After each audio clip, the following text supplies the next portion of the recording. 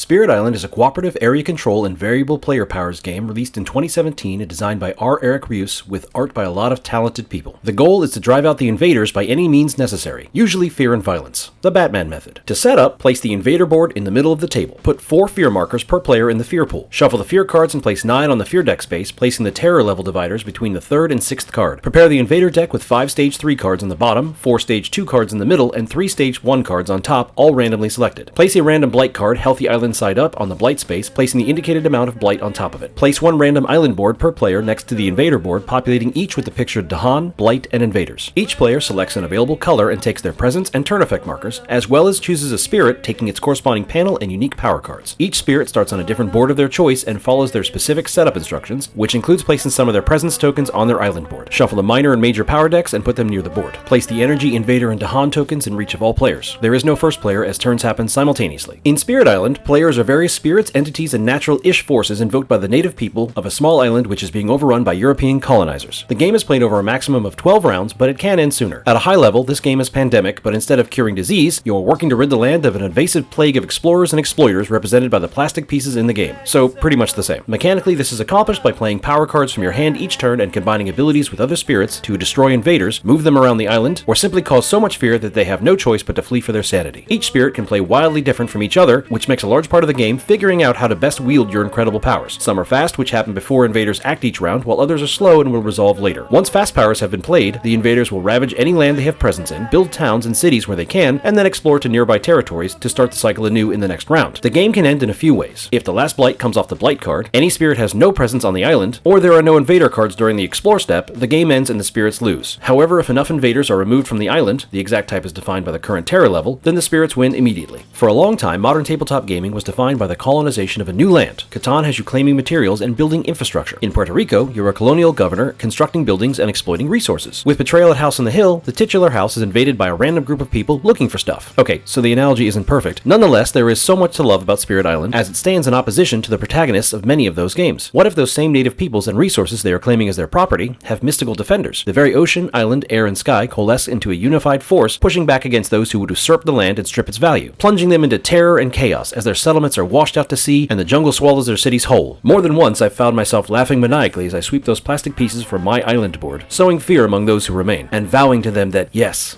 you will be next. Sometimes I wonder if I might be a little too immersed in this hobby that I remember. I'm always game.